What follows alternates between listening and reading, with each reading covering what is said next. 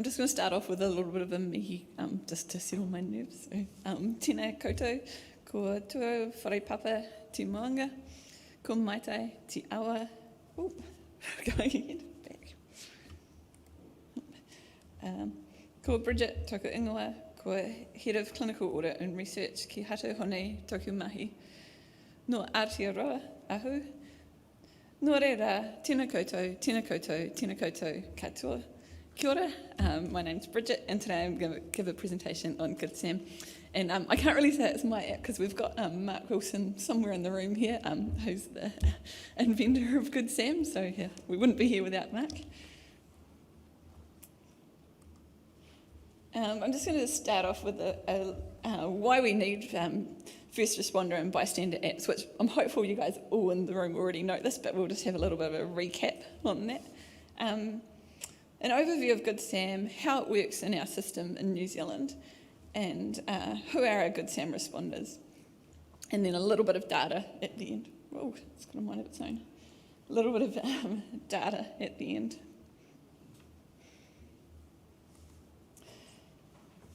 So firstly, why we need a Goodsam or first responder and bystander apps in general.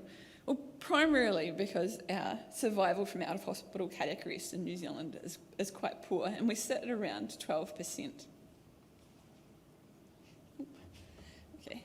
And we know that immediate bystander CPR and AED use confers the highest survival from out-of-hospital cardiac arrest. And we also know that for every minute delay in CPR and AED use, we have a 10 to 15% reduction in survival. And if we have a 5-minute delay in CPR and AED use, we have a 50 to 75% reduction in survival. However, the median response time for an ambulance to get to the scene of a cardiac arrest in New Zealand is 6 minutes. So let's just think about that for a minute. Whoa, okay.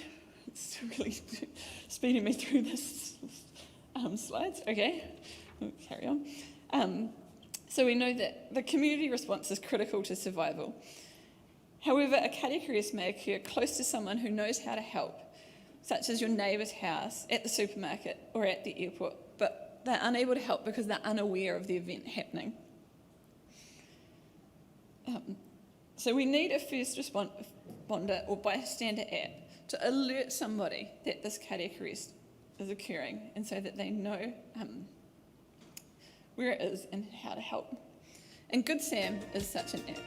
Oh, it's going to stop. I'm not sure what's going on.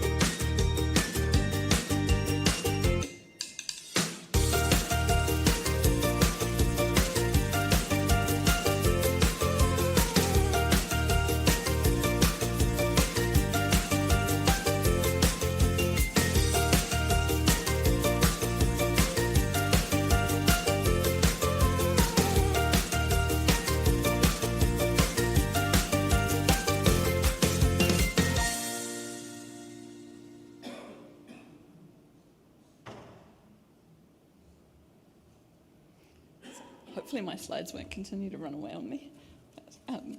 So the Goodsam app works by a 111 call, the equivalent of your 000 coming into our call centre, and then a specific determinant is selected by our call handler. And the computer-aided dispatch automatically triggers Goodsam alert. The Goodsam responders receive the alert and the address of the cardiac arrest. The Goodsam responders can then go to the aid of their community member who's needing help. And in New Zealand, we send a maximum of 3 responders to any one cardiac arrest.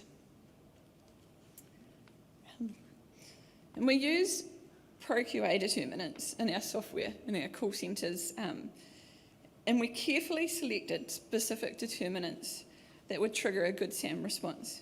And we elected not to use determinants such as traumatic cardiac arrests, falls or suicides and hemorrhage, etc.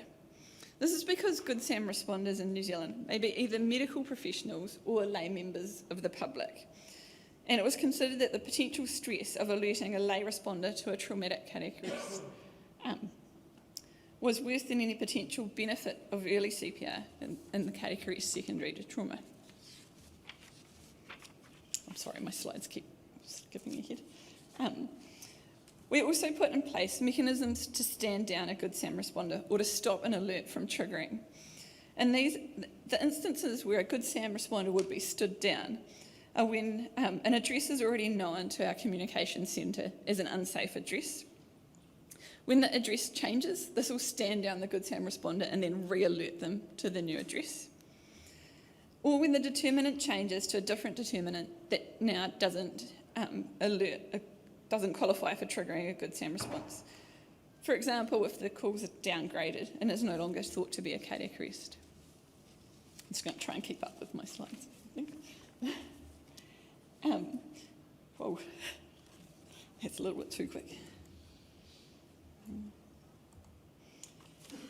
So who can be a Goodsam responder in New Zealand? So a little bit different to everyone else. Goodsam responders can be any trained member of the public or fire and emergency staff or medical professionals such as paramedics, doctors or nurses. So what do we mean by a trained member of the public? Well, our most socioeconomically deprived communities in New Zealand have the highest incidence of out-of-hospital cardiac arrest. However, it's considered cost prohibitive for people in such communities to be able to undertake formal certified training in CPR or AED use. So what we do is we run a free 1-hour community awareness program on how to use an AED and how to do CPR. And then once people have done that course, that then qualifies them to be a Goodsam responder. So they don't need a formal training certificate.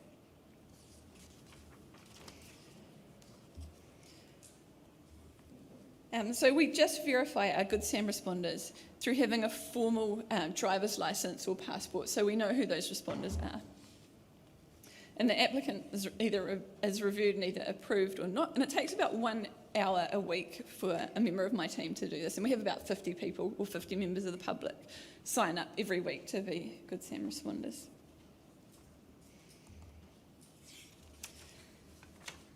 They also sign up to a code of conduct, and this code of conduct is around the expectations of those Goodsam responders. So it outlines things that such as they respond at their own risk, they won't respond if they're impaired by alcohol, and that they agree that their skills and knowledge are up to date. So acknowledge that attendance at a cardiac arrest may be really stressful for a responder. And through the app, they can request a welfare check, or they can also email goodsam@stjohn.org.nz and request a welfare check that way.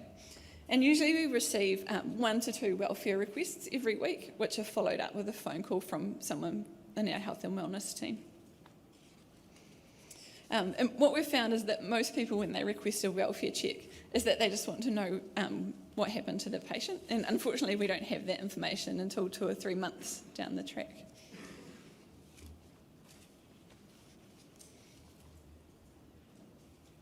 So we launched Goodsam to the public in April 2018, and since then we've had more than 4,000 responders registered in New Zealand.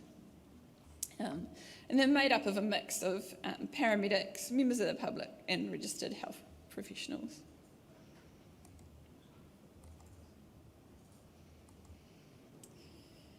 And in the last year, we've had over 5,000 alerts to unique Goodsam events, and each event notifies more than one Goodsam responder, with the aim of notifying 3 Goodsam responders to any one event. So we've had a total of over 12,000 responders, a total of over 12,000 notifications per year, or 37 notifications per day.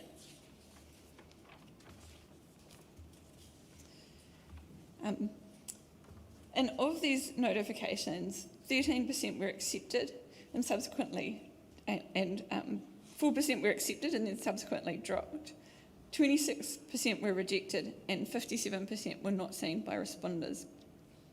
We're still investigating the 7% that were not seen by responders, and what we've found is that half of this 57% is where a determinant changed from a qualifying determinant to one that wasn't in a really quick succession.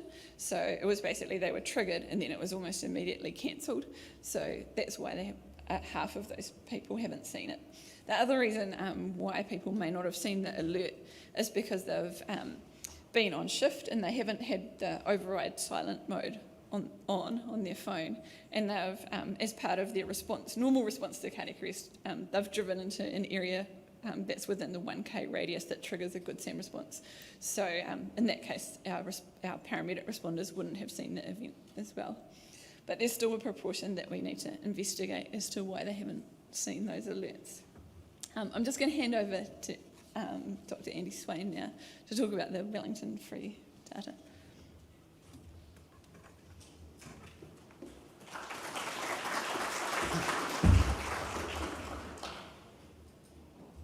Thank you, Bridget. So the advantage of Goodsam for us, or at least one advantage, is that we can separate the data for our region in Wellington from the national data. And the two services collaborating, as we've discussed earlier today, provides a great opportunity to share information and to look at the data together. So just very briefly, once again, 10% of the country, Lower North Island. And some of the findings are really very similar to those reported by Bridget for St John. So those are the classifications. If we look at the numbers better shown here, you'll see similar sizes. Those accepted 17.1%, rejected 20.4%, and the rest not seen. And Bridget has commented on why that can be. Also, we had a proportion of notifications dropped, and usually that's because an ambulance arrives first. Sometimes I beat an ambulance and sometimes I don't. If you have a breakdown of the 156 accepted for us, and this is over a 16-month period, you can see that for professionals there is a fairly even balance between those on duty and those not on duty. And then of those not on duty, there's a significant proportion of paramedics involved in calls, over and above other first responders. I'm not sure why that is, I need to look into it. But the software allows you to look at those who actually attended most cardiac arrests, as the yellow bar does there. So 8 cardiac arrests over the 16-month period. But that's not the whole story, because you need to put that in the context of the percentage of notifications accepted by the individual, and you see that there the red bar wins. We've looked at progress over the 16-month. If you ignore the last section of the graph, which is data for just 2 weeks of the next quarter, if we look at the changes quarterly, you see we've had a progressive rise in activations, in notifications from Goodsam, and we also reached a point with the red and the blue lines coming together, where actually the number of responders is starting to match more closely, or the number of responses is starting to match more closely the situations when the call was rejected. So we think we're getting better pickup of notifications within Wellington, and that's something that we want to look at more closely.